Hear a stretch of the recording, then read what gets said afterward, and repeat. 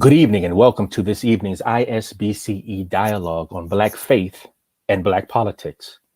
The Institute for the Study of the Black Christian Experience was founded in July of 2016. Our vision is to share with the global church the powerful testimony, rich heritage, and dynamic distinctives of the collective Black Christian experience across and beyond the many denominations of the Black church. Our monthly series features informative, captivating, and educational dialogues with national and international thought leaders on relevant topics impacting the global church and the Black Christian experience. I am Dr. Emmett G. Price III, founding executive director of the ISBCE, and it is my pleasure to welcome you to tonight's dialogue. Tonight, as we honor Black History Month, I am so pleased to welcome two amazing thinkers who are not just smart, but wonderful human beings. Please welcome Dr. Anita Mixon, a rhetorician whose areas of expertise include gender and women's studies, race, rhetoric, and rhetorical criticism.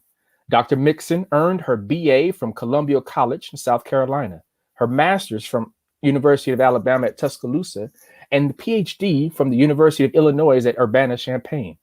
In 2015, Dr. Mixon was a fellow of the Black Metropolis Research Consortium. And in 2020, she won the top paper award from the National Communications Association Public Address Division. She currently serves as assistant professor of communication at Wayne State University. Please welcome Dr. Theon Hill, another rhetorician whose research explores the relationship between rhetoric and social change related to race, culture, and American politics. Dr. Hill is a sought-after media commentator both in print and on air. He earned degrees from Bob Jones University, Copenhagen Business School, and Purdue University. In 2020, Dr. Hill was named a Civil Society Fellow of the Aspen Institute. He serves as pastor of gospel and culture at the Redemption Church and associate professor of communication at Wheaton College. Welcome, Dr. Mixon, Dr. Theon Hill, Anita, Theon. Hey. How you doing tonight, sir? It's good to be with both of you. Thank you. Well, it's not a common place for me to be in the company of two rhetoricians. Now, I had to go look that word up to make sure that I knew what it meant and also pronounced it right. So since I have you two scholars of the art of speaking, the art of rhetoric, the art of communication, I want to ask you, starting with you, Anita, because words matter, I believe it's no surprise to our viewers that Blackness or Black people or Black anything is not a homogeneous or monolithic experience. So in light of this, how might we define or describe Black faith? That's a great question. For some who attribute or who are followers of a kind of a traditional model, there might be some expectations according kind of how the history of the Black church evolved, right? And so you have your largest denomination, the Baptist Convention, and you have your AME Zion. And so those are models that are pretty traditional. I think when we talk about Black faith, we have to be careful about, are we talking about it in the contemporary moment? In terms of, are we talking about older Black Americans? Are we talking about Black millennials? Because that's a very different approach to faith. And I think that when we think about the evolution of the Black church and the way that it can continue to grow, we have to think about ways in which we can reach younger generations. I know that the Pew Research Center did a study about, kind of the religious landscape. And it talked about the number of people who are now unaffiliated to any kind of church. And they did it for all the, different ethnic groups, or they did it for 3 ethnic groups. And for young Black adults, millennials, it was 29% said they were unaffiliated. Mm-hmm. And I think when we talk about faith, we have to talk about it in more broader terms and more inclusive terms. We talk about a very a personal spiritual connection with God, with Jesus, and ability to have an inclusive environment that allows people from different experiences, different gender expression, different sexualities, to feel welcomed in those spaces, and to truly be able to experience their connection with God in a space that is welcoming. And so I'm going to think about Black faith, the term, as we continue to talk. But I really think that that term is really hard to define because there are so many people who feel left out, quite frankly, from what the traditional Black faith model might look, what they think the traditional Black faith model looks like. I'm looking at a comment that my beloved cousin Ray Nelson has posted here. 1.2 million young people walk away from the church each year. That's a sad statement. That's a sad statement. Theon, talk to us about Black faith, and maybe talk to us about the nuances of this generational thing that we're seeing as well. Yeah, so I think when we're talking about Black faith and even some of the nuances of some of the generational divides that we're talking about, we have to talk about really the end of the 60s and early 70s, really we see a growing divide between the Black middle class and the Black working class. And one of the things we see in places like the Bronx is that hip hop has something to say about what's going on in the Bronx, whereas many churches are kind of like, oh, stay away, drugs, all these things. And there's not that inclusive space that Anita's talking about there. And so I think Otis Moss has really hit on this with his notion of Blue Note preaching. He's like, our message needs to stay the same, but our methods may need to change because these methods that might be outdated are not reaching contemporary generations, and they're feeling like we have no place here. And if you look at really the advent of like Black Lives Matter really being a movement that for all practical purposes has no roots in the church, although you might see some people of faith participating within the movement, it's not like the SCLC or other movements that are really, it's really turning into a church service. We're in a very different moment where people are feeling no connection to faith communities in the way that they might have historically. Now, I'm so glad you mentioned that, because we're going to come back to Black Lives Matter, because how can we talk about Black faith and Black politics and not talk about BLM? But I want to press in, Anita, back to you, this idea of Black politics. Now, we know that not all Black folks are Democrats.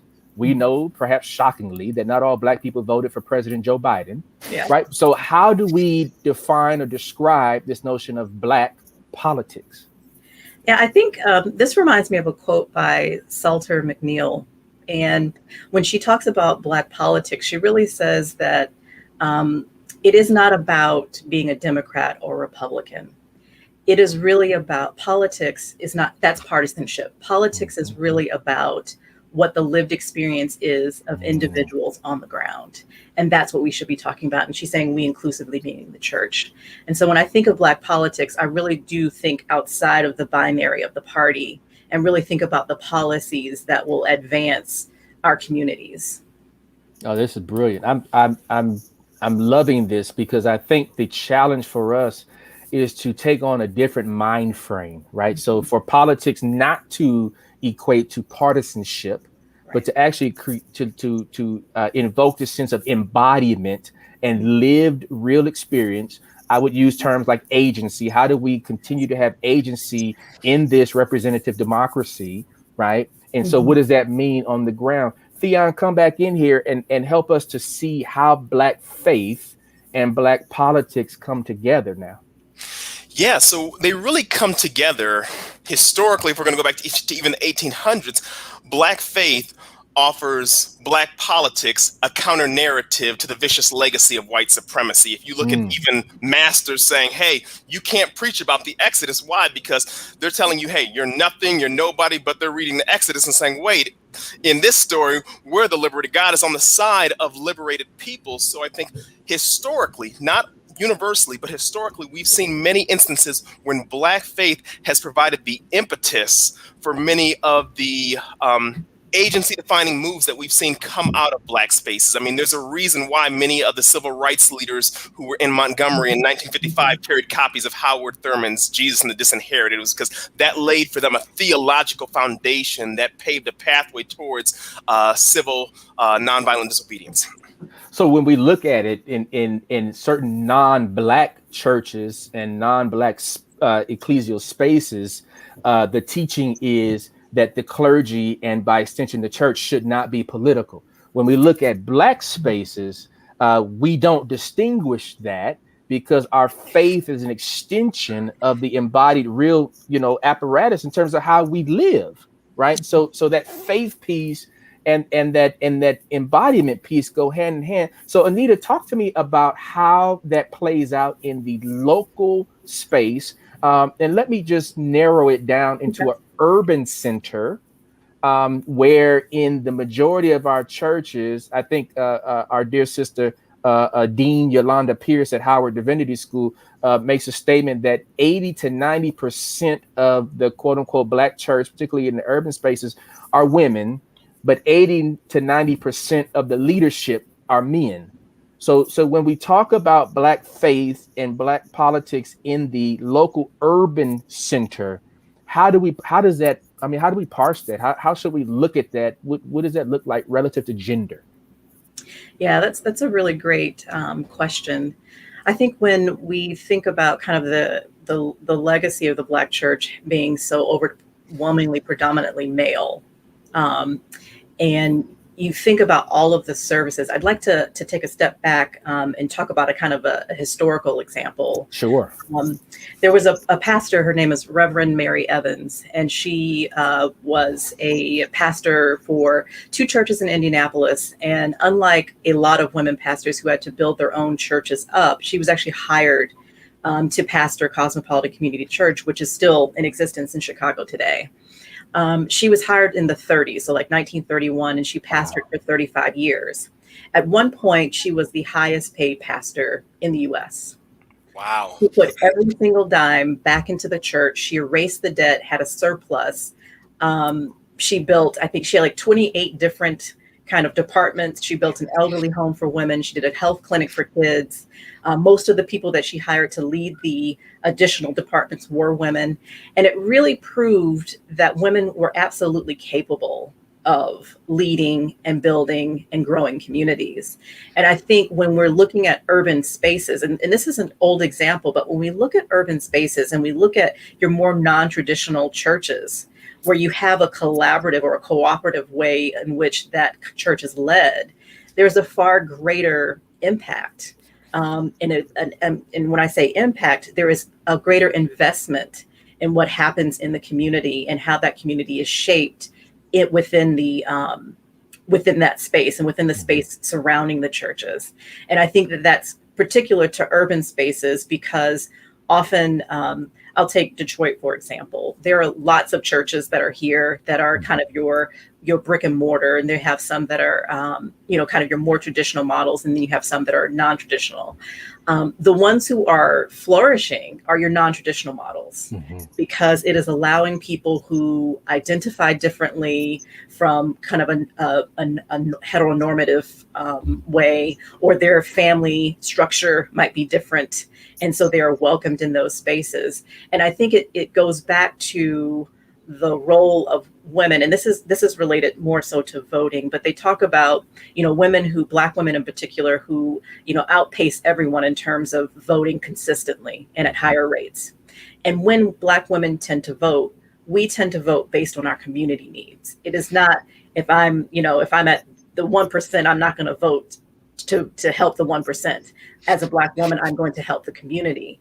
And I think that as we think about, how do we connect and how do we grow and how do we get people back, we have to really think about, why are we not allowing women more spaces? Because they've proven that it can be done. And they've proven in urban spaces where there's limited resources, and they have made do and exceeded expectations. And so I think when we talk about the local, it's really important to talk about, how much women are really kind of the backbone of communities, and also within your more non-traditional churches. Anita, let me stay with you for a second, because I know this is one of your research areas, and I really want our viewers to hear this from you. Why is it that when you have a woman in leadership that has a proven model that benefits the entire community, why is it that we shun that? That's a good question. I mean, I think part of it, absolutely has to do with gender. It has to do with, this model has happened. We know what it looks like now. Now we need to put a male in charge to make it run, right?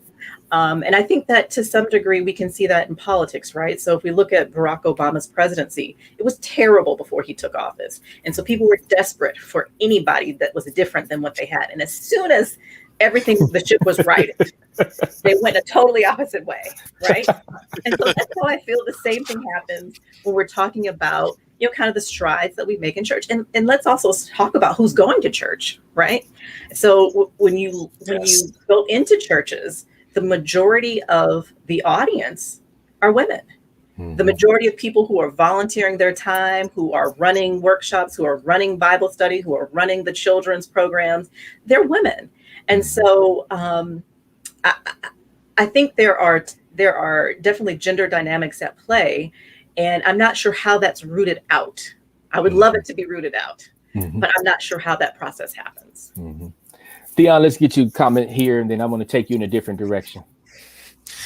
Yeah, I mean, I think the interesting fact of all this is, and I think Anita's really capturing this tension, is you have the Black community that for a lot of historical reasons often operates as a very matriarchal community, but the church operates as this really patriarchal space. And so the question is, we're not just talking about how do we change this in the church, but how do we even change these dynamics in the broader community? And so you're really talking about an entire culture shift in terms of how we approach questions of gender and even how we see leadership. I mean, because we can talk about how much we all celebrate Vice President Harris being in position, but we still know that there's conversations happening in the barbershop right now that are still rooted in sexism and patriarchy and still diminishing the role of women as leaders of the community. And so that's the challenge. And it has to really be this grassroots effort to really root it out, not just speaking up from on high. I'm going to ask you all in about 10 minutes, how do we stir up this movement that needs to happen? So I want you to be thinking about that. But Dr. Hill, in the most recent senatorial election in Georgia, won by Senator John Ossoff and Reverend Raphael Warnock, the Black church was yet again disparaged, scrutinized, and slandered by those who opposed Reverend Warnock. And we have seen this time and time again, and vividly recall the presidential election of Senator Barack Obama, as his former pastor, Reverend Jeremiah Wright, and former church, Trinity United Church of Christ, were under attack. What is it about Black Christian experience and the Black church that creates this vitriolic fear? When we're talking about the Black church, once again, it's important to nuance here because, the same church that produced Martin Luther King Jr. also produced J.H. Jackson. So we understand that there's a variety of experience here and even a variety of relationships to the status quo. But when you've mobilized the Black church, it's been able to form and provide a really important counterpoint to capitalist logics, the logics of neoliberalism, to the logics of white supremacy. And so I think at times when you saw this with Jeremiah Wright was not a threat because he said "goddamn America." Jeremiah Wright was a threat because he called out American imperialism for the sin that it is. That was the threat that Wright produced. And so I think when Reverend Warnock is saying things talking about the military or various other things, he's violating the decorum of certain spaces, because in certain spaces, you're not supposed to say certain things about the nation or say certain things about our sacred institutions. But the Black church at times, at its prophetic moments, has been willing to speak out against those. And so you see outsiders looking in saying, what's going on here? We don't understand this space. You're not towing the party line. You're not towing the national agenda. And we're saying, no.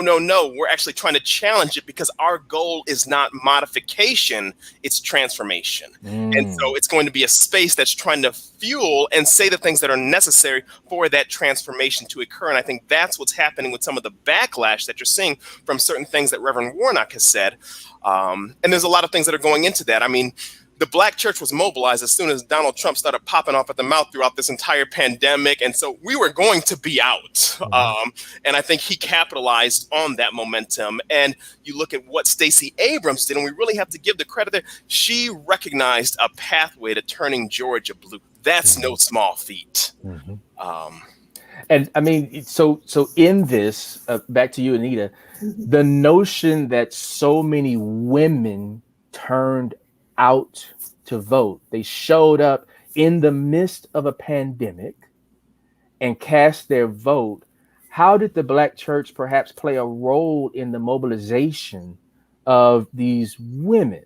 And I mean, what does that say about the connectivity between the community and the political voice, but also the challenge of mobilization? That's a good question. When we think about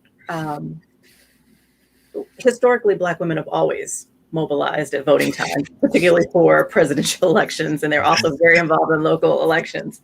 But I think when you had churches who were willing to be open during the pandemic in order to service spaces to be able to vote, I think that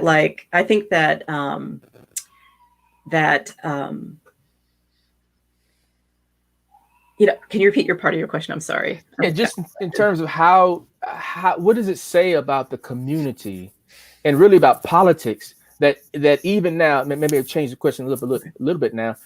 The Democratic Party relies heavily on women, particularly Black women, to show up. It's almost like, hey, we're gonna toss this out here.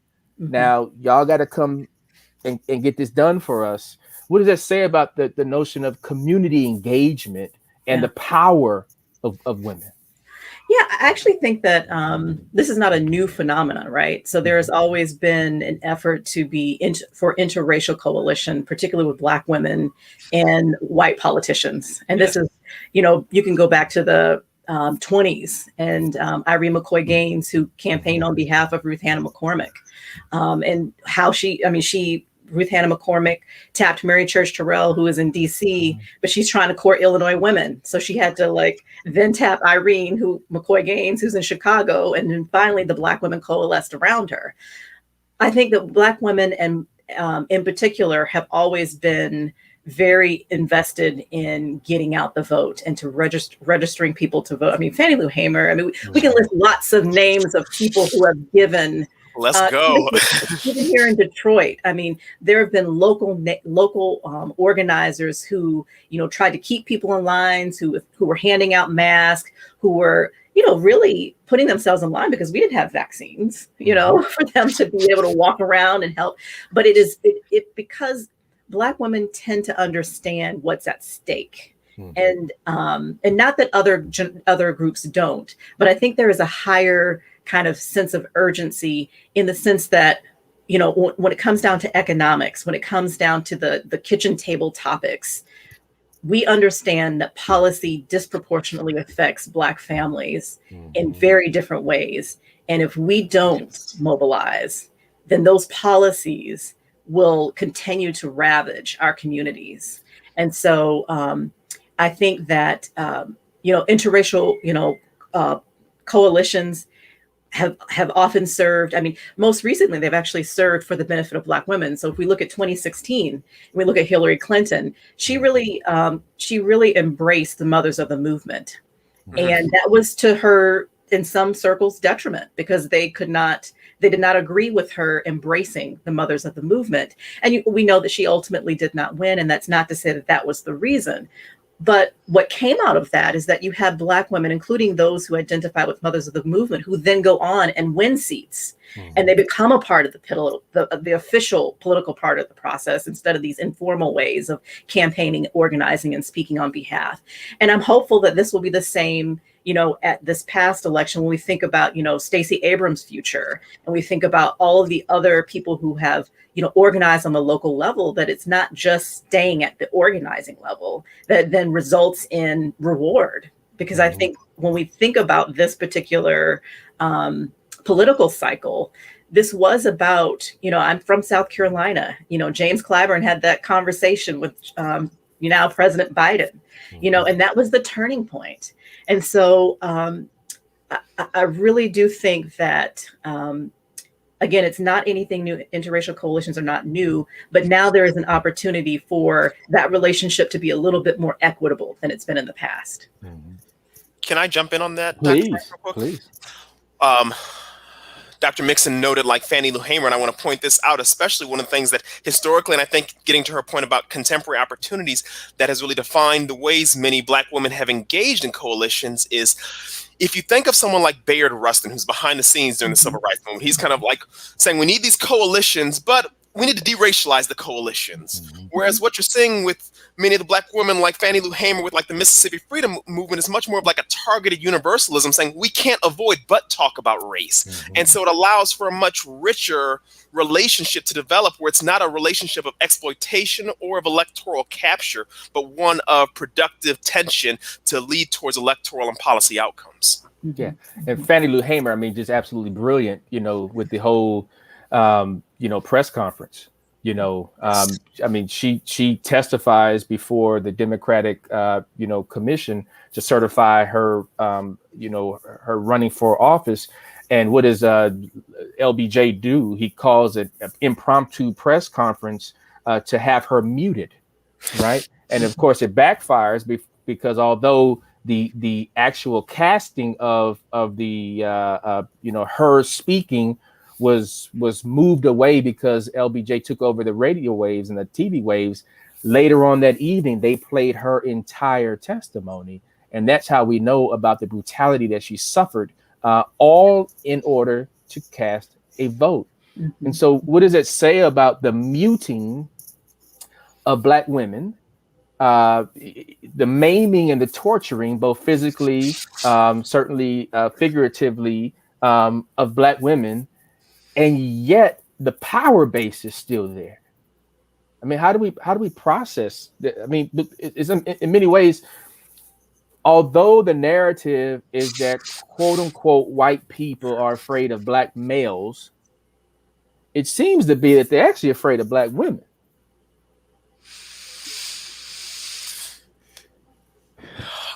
I mean, I think we have a rich history of, imagery, whether it's sapphire, whether it's application of Jezebel motifs that have been used to delegitimize, to mute the voices, to silence, to dismiss the important role that Black women have played in mobilizing the community. Yeah. Well, let me ask you this, because I think Theon kind of alluded to this, and I'm gonna paraphrase, and if I get it wrong, throw a tomato at me or something. But it seemed like you paraphrase a paradigm of, in the community is matriarchy, but in the church is patriarchy, and yet same people. How do we process that?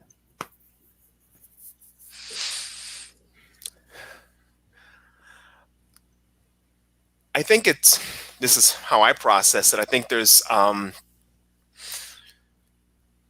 been a legacy for a variety of reasons dating back to slavery of who's present in the household. I'm not talking about absenteeism. That's not what I'm talking about here, but who's present, who's running the show, who's running the checkbooks and different things like that. But since its inception, with very few exceptions like Maria Stewart, you've always seen the church operate as a space free of the white gaze, but also as a space where you've seen Black males, and I'm using that term specifically to talk about its history, try to reclaim some sense of agency. And I think that's really been a protected space, which has led to it being a very patriarchal space. So I think you've seen a difference in terms of how the different spaces have necessarily operated, is one of the ways in which I've made sense of that. I think there's a lot of historical and cultural factors that have shaped them in those different ways, but that's generally how I've looked at it.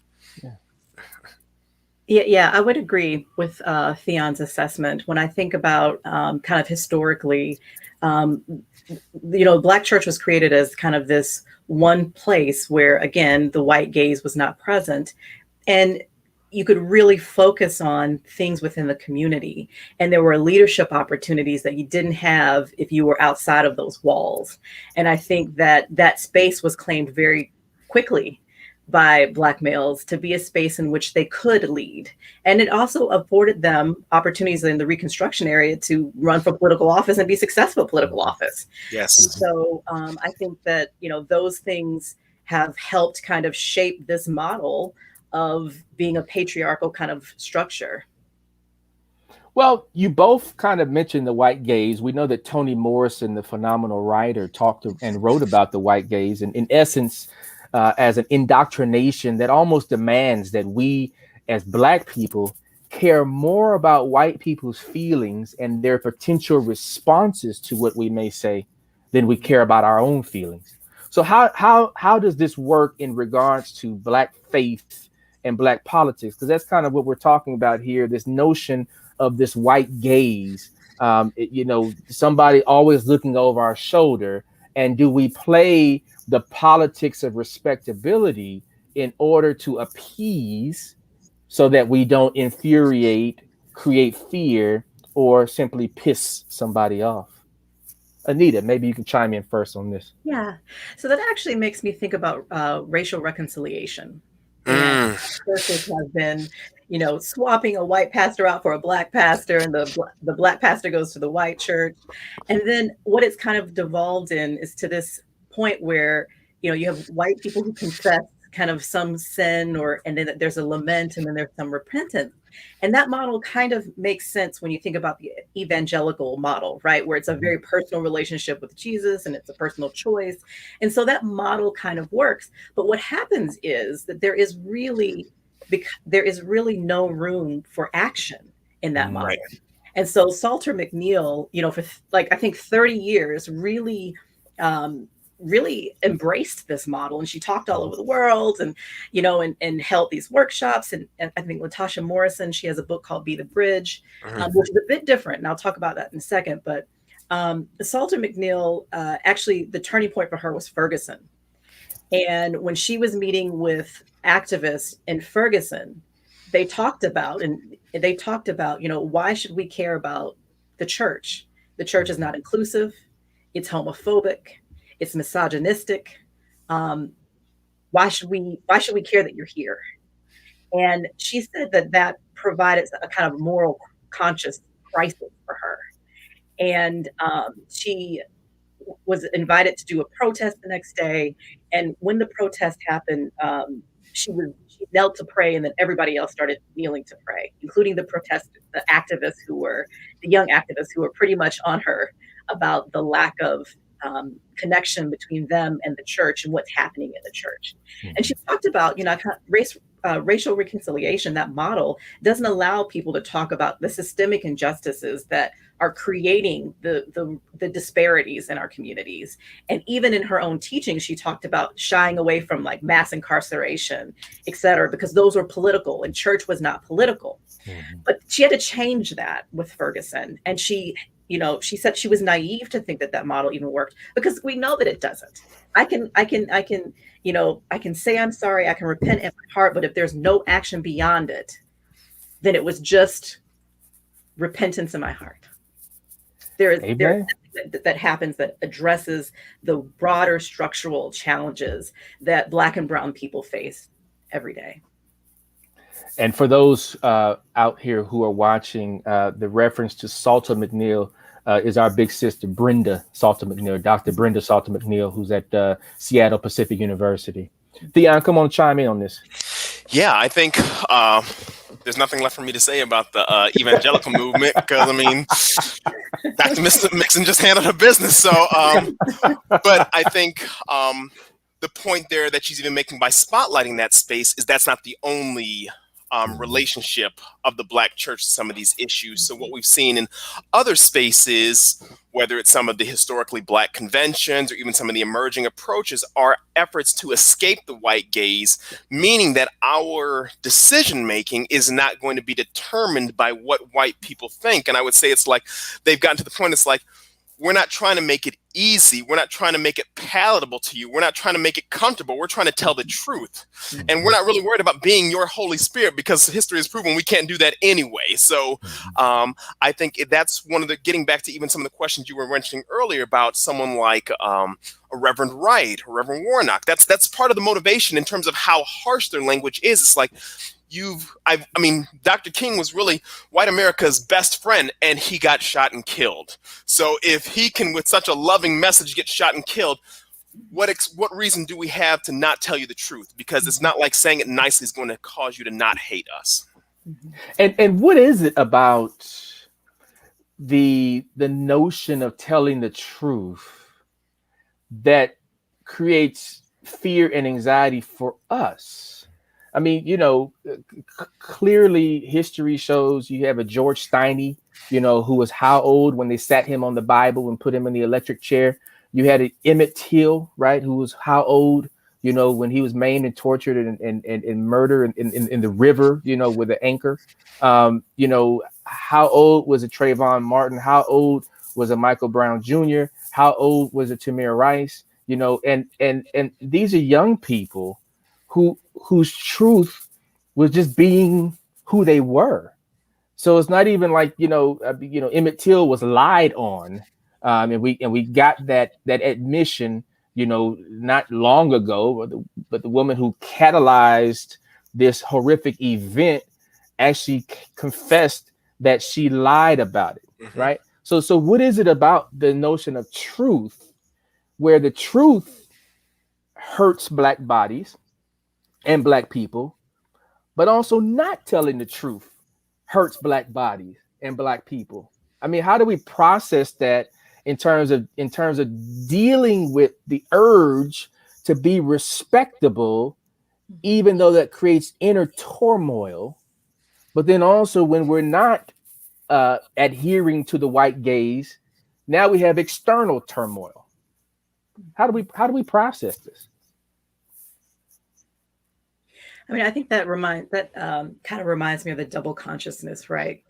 And so when I think about kind of your question, it just reminds me that especially when we add on the layer of the white gaze, is that there's always going to be a story about who we are, whether that they know us personally or not. There was always going to be a story about people like outside of our communities who already have a preconceived notion about who we are as a people.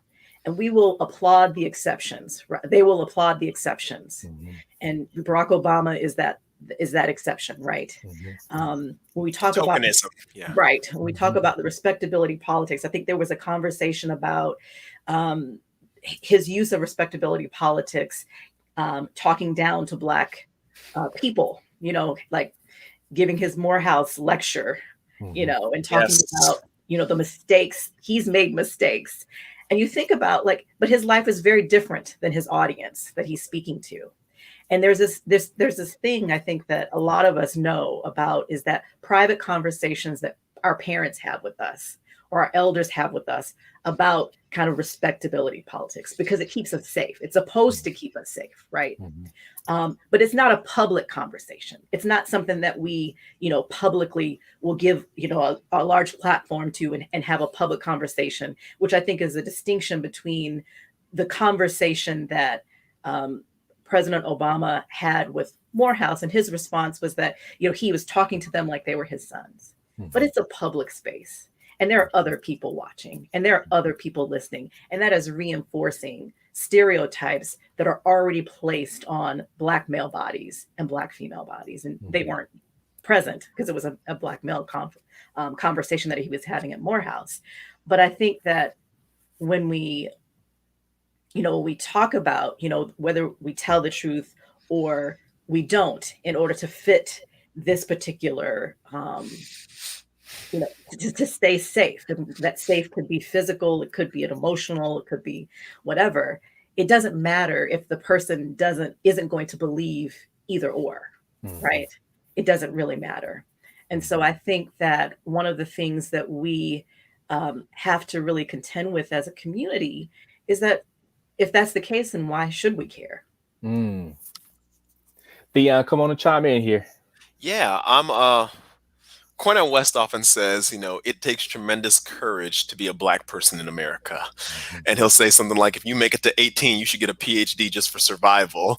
And while I might have thoughts about that having done the dissertation, but I think his point is well taken.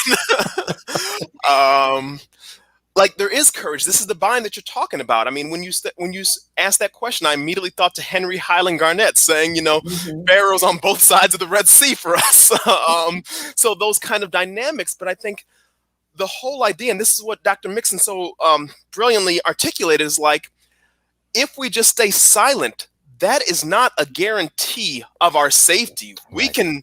We can just be walking down. We can be, going into the convenience store like an Emmett Till. We can be doing any number of things like serving our country in World War I and coming back wearing our uniforms proudly and still get lynched. So just abiding by certain set of rules doesn't guarantee our safety. And I think the whole bargain that we're banking on when we try to make those kind of calculations, that if we just act right, the nation will embrace us. And I think that's a faulty calculation. And so I think that emboldens us to speak the truth, because, hey, you might kill me, you might take me out if I speak the truth, but at least there's the hope that someone somewhere at some time might listen, and it might provoke change. But we come to the point where we recognize that the condition of truth is to allow suffering to speak, as Adorno said. You guys are waxing poetic. I mean, y'all are so brilliant. I mean, I'm just really enjoying this conversation. Anita, you mentioned double consciousness. We know that in many ways it comes from W.B. Du Bois's 1903, The Souls of Black Folk. And, here is another conundrum, because Du Bois was so adamant about trying to do this empowerment for Black folks. I mean, he came up with the talented 10th idea. He had a number of other ideas that he came up with. I mean, you had him at the Niagara movement, which sparked the founding of the NAACP. You have him doing some cooperative economic stuff and some entrepreneurial stuff, some publishing stuff. And, at the end of his life, not only did he swear off, well, first of all, he swore off the Black church. But then not only, he also swore off the United States of America, right? He went to Ghana and actually, he passed there. So, I mean, what does that say about, navigating this road of trying to operate within a respectable presence, understanding that it's in respect to the white gaze, but also trying to be your authentic self and have embodied agency, particularly, and if I can get theological here, particularly if we believe that all of us are have the imago Dei, have the image of God within us. And if we have the image of God within us, why is it that we are not able to, given permission to be who we are? Anita, jump on in here. So that's a good question. And I'll say, and I'll use an example from, some things that I've been working on. I'll go back to the Irene McCoy Gaines and the Ruth Hannah McCormick case. So Ruth Hannah McCormick ultimately didn't win the Senate seat. But one of the things that was really to their detriment was that Irene McCoy Gaines, she believed in respectability politics, belonged to lots of women's clubs. She also, she was over 100 different Black organizations. So she was a powerhouse and she believed in women's leadership for sure. But one of the things that they didn't do was outreach to your storefront churches, which were far more inclusive of your single mothers, of the women who may not have kind of professional work, but they are doing some other kinds of work. And so when we think about kind of the Black church, we have to think about, who are we missing out on? Like, who are we looking down on within our own community? So we have the white gaze, but we also have to think about, when we're looking inwardly within our community, who are we looking at that's coming in late to church, or who didn't show up to church, and why they possibly didn't show up to church? And why isn't there a greater emphasis on capturing people who, are just come as you are, come to church as you are, whether you were up all night, you want to come on in, whether you're dressed in a suit or whether you're dressed in a short, we have to really think about, because that's what we're supposed to be doing, right? But that's not the case in most kind of your more traditional, AME Methodist, AME Zion Baptist denomination. It is very rigid. And so I think that's something that we have to think about internally. We have to look internally about how we are reproducing that gaze in our communities. Theon? Yeah, when we talk about Du Bois, and you really talk about his evolution there, and just the despair that you can just hear in his voice at the end of his life. I think of the concept that Michael Dawson uses in Black Visions, disillusioned liberalism. Yeah. You also see Melissa Harris, Lacewell then, now Perry, using it in Barbershops, Bibles, and BET. But there comes this point when it's like, everything that I thought I knew wasn't true. And I think we often think about this in broader, like, America has failed me, but I think especially within the Black community, we got to think about this within the ecclesiastical community. To what extent is, I thought this was a place of support, but it's a place of exclusion. It's a place of this or that. But on the broader scale, like this notion of disillusioned liberals, I thought these promises were true, but I'm starting to question whether or not these promises are actually have any foundation underneath them. If we're speaking in theological terms, I always turn to the Apostle Paul in Romans 2, and he's like, because of you, people are saying negative things about Jesus. How we live out our faith and who we choose to include or exclude tells people who are looking what's true about Jesus. And the way in which we live out our faith shows either a welcoming Jesus of all people, or it shows the Jesus who you better have your three-piece suit on, otherwise he's not going to accept you.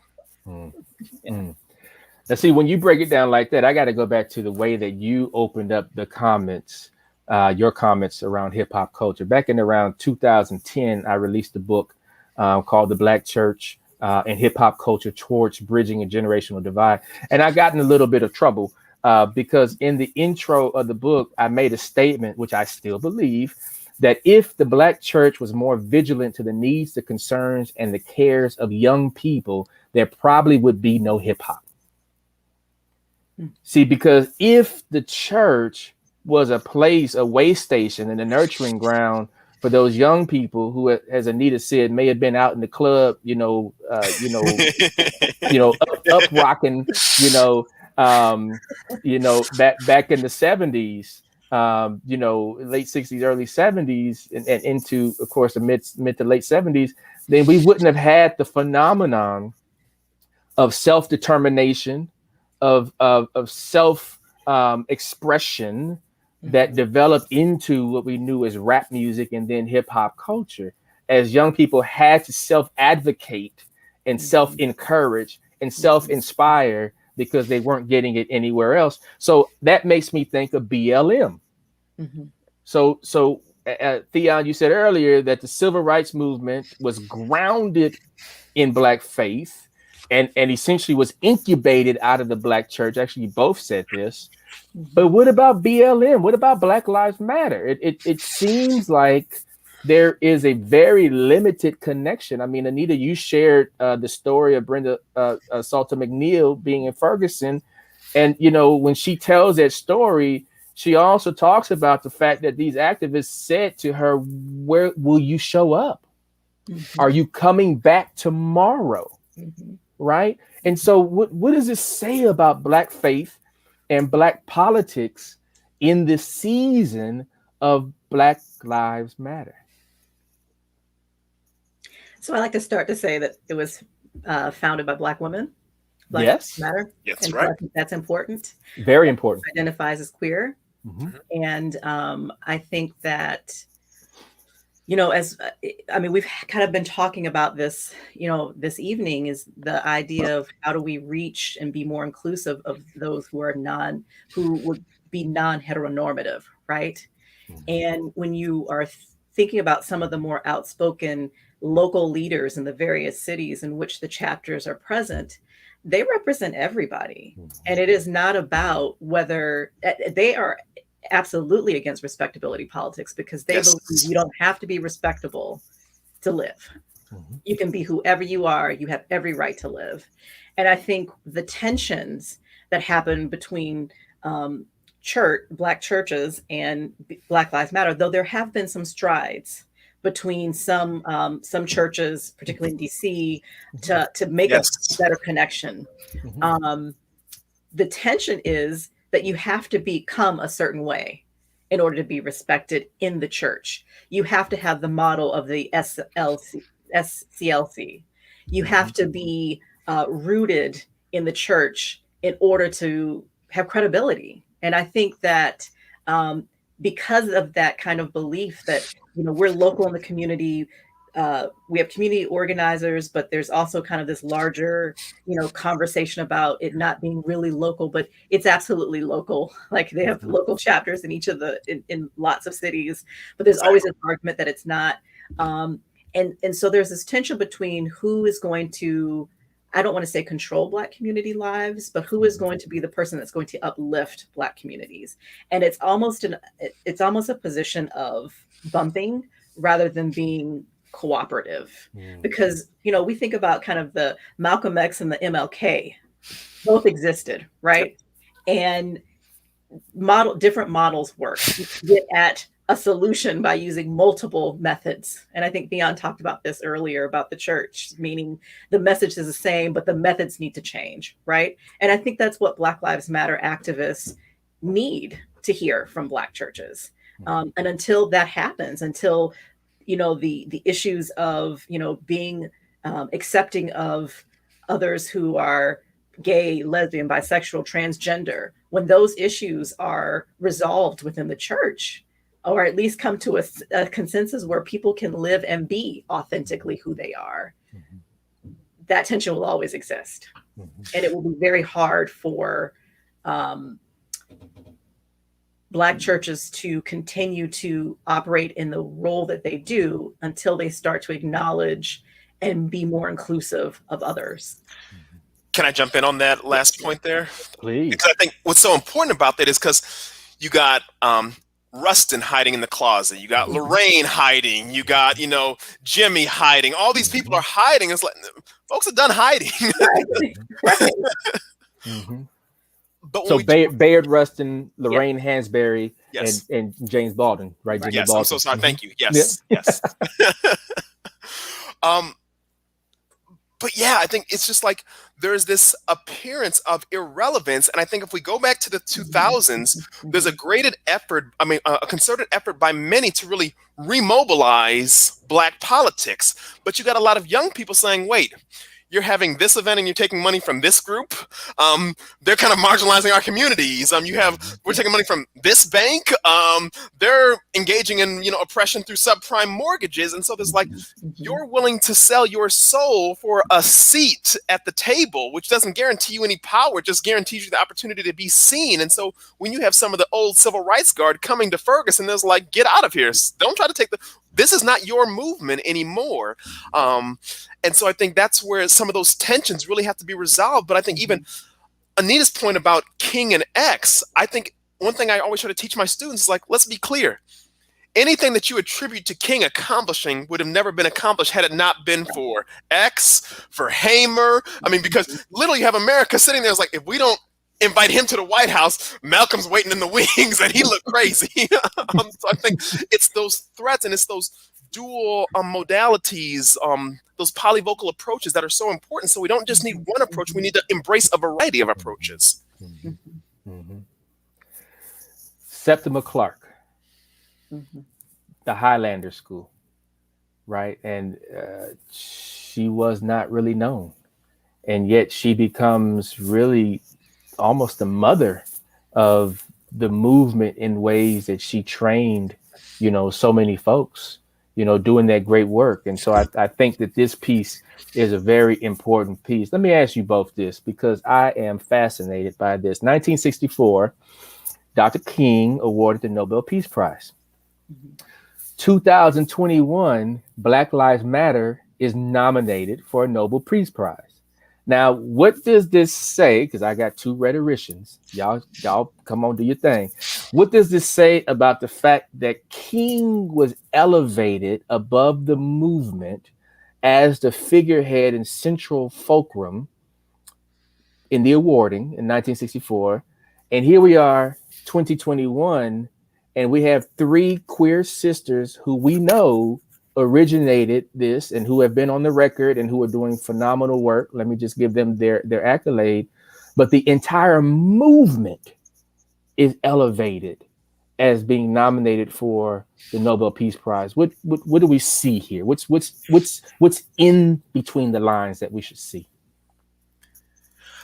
From my standpoint, I see very different types of movements. And I think Dr. Mixon was getting at this earlier when she talked about the local chapters. Mhm. I mean, if you take a year earlier to the I Have a Dream speech in 1963, King is clearly trying to anoint himself as the leader of the movement with the whole I Have a Dream. He's saying, I'm the prophet, I'm running. I mean, that's clearly the power grab that's happening there, even when he's trying to negotiate between the Mississippi Freedom Delegation and the Democratic Party there with the convention that year. But I think what's different is with BLM, you see a decentralized movement.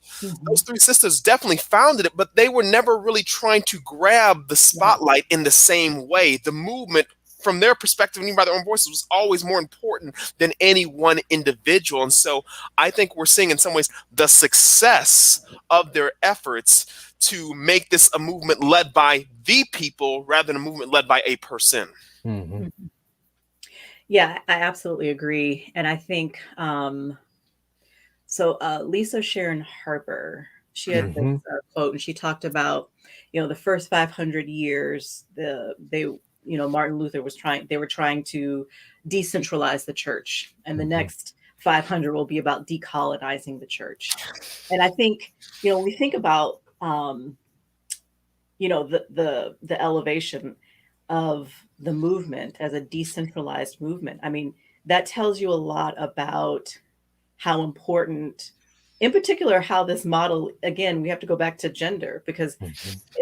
if we had an organization that was male led, would we see a figurehead?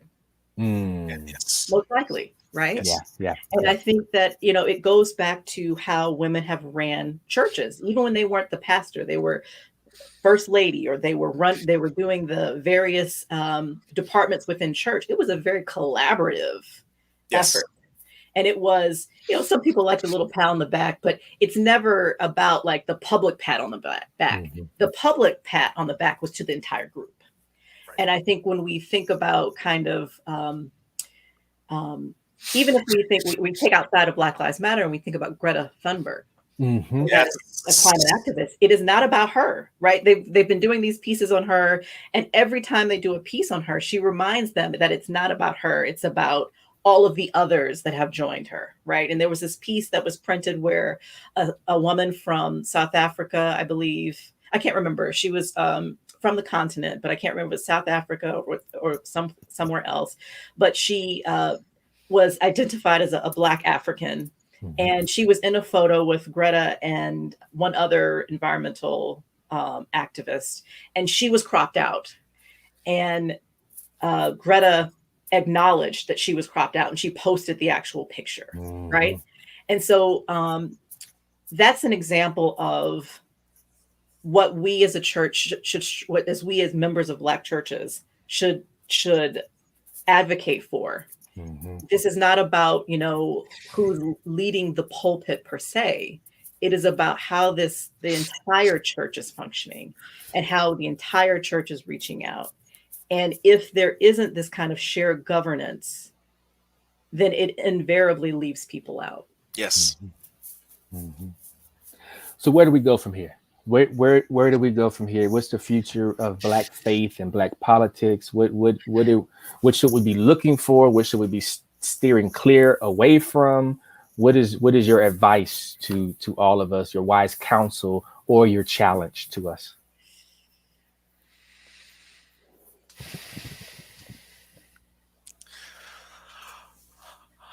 I think in the same way that one of the challenges of the 20th century for Black politics was to really adopt an internationalist perspective, Mhm. meaning that we're not just, and this has always been true of the Black movement, I think it's always been extending beyond Black people. I think we need to think more broadly in terms of the various forms of gender oppression, the various forms of oppression tied to sexual orientation, identity, Mhm. sexuality. We need to be against oppression where it's occurring, and we need to leverage the prophetic voice of the church in a way that shows that the love of Jesus is relevant to all people. And too often we've been willing to sit on the sideline, and I think we've been willing to sit on the sideline because we're afraid of losing legitimacy with historical allies. Well, if I say this, what is this person going to say? And I want to ask somebody, it's like, are you really going to tell me that homophobia is okay? Like, let's talk. Let's throw the questions aside that we're going to have. Let's throw the debate over sexuality aside. Are you going to say that homophobia is okay? That it's okay to oppress someone because of their origin? So if the answer is no, then why are you standing back? Well, I don't want to be no, that's not the question. Is oppression right in God's eyes? If it's not, we need to be using our voices to speak against it. And I think we need to have the courage of our convictions. And to this point, our courage has been directed at maintaining connections. Yeah, yeah. Anita? So I'm going to take the politics part since Theon has done so well with the faith part, and I absolutely agree. I think the future is bright for Black politics. And I say that because, we've had some recent successes, but there has been momentum gathering for some time. But I think that the continued collaborations of churches and communities to continue to get voters engaged on the local elections, because presidential elections, they matter for sure, but the local matters even more. And I think as a community, we see, we vote, and we often vote in the presidential election, and we kind of vote in the local elections, but it's not as consistent. And that's not just us. Lots of other demographics are the same. But it matters so much for Black and Brown communities to be involved in the local elections, because it is what profoundly affects our day-to-day experience. And so while I think our future is bright, I think that we should not let our foot off the gas. I think, we got a win in, quotation marks. We've yet to see how it plays out, right? Exactly. We need to continue to make sure that the policies that they ran on that are going to be implemented. And if they are not, how as a community going to hold them accountable? And that's both at the local level and the national level. So I love to close these dialogues with a challenge to the two of you. So I want to invite you, and I'm going to talk slow so you can have a moment to think. I want to invite you to bless our listeners with words of inspiration, words of encouragement, or perhaps a challenge or a charge, but you can only use one sentence. Now, you can use as much punctuation as you need. You are both two rhetoricians, both of you professors of communications, but that challenge is to do it in one sentence. Now, before you say your sentence, let me just get a thumbs up. Are you good to go? Will you accept the challenge? All right. Who's up first? One sentence. Anita, you prefer to go first or second? I'm fine either way. I prefer to go second. Okay.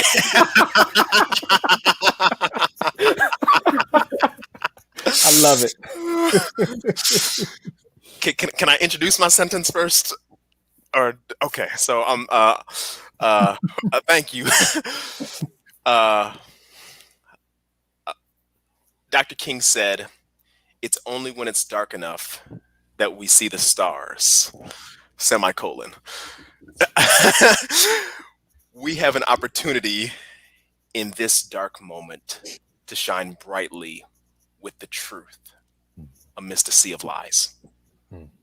Amen. Well done. Dr. Mixon?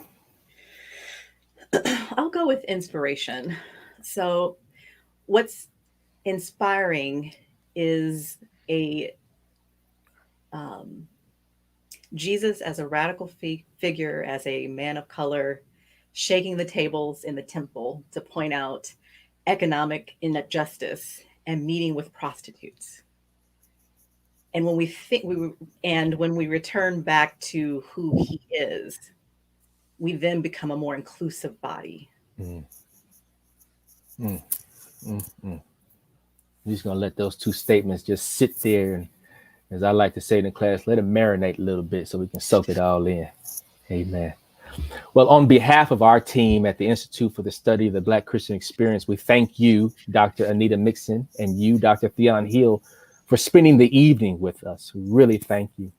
And thank you as well to each of you viewing the streams for your participation and engagement this evening. Next month, we will feature a dialogue on critical race theory featuring Dr. Nathan Cartagena from Wheaton College. That will be on Thursday, March 4th at 7 p.m. Eastern Standard Time on our ISBCE Facebook and YouTube pages. To learn more about the ISBCE, please visit our website at isbce.com. Sign up for our monthly newsletter and follow us on Facebook, Instagram, Twitter, and YouTube. This evening, I'd like to close us with a well-known composed prayer by James Weldon Johnson. In honor of Black History Month, let us pray the third verse of his famed "Lift Every Voice and Sing." Let us pray. God of our weary years, God of our silent tears, thou who has brought us thus far on the way, thou who has by thy might led us into the light, keep us forever in the path, we pray. Lest our feet stray from the places, our God, where we met thee. Lest our hearts, drunk with the wine of the world, we forget thee. Shadowed beneath thy hand, may we forever stand, true to our God, true to our native land. Amen. God bless you, and good night.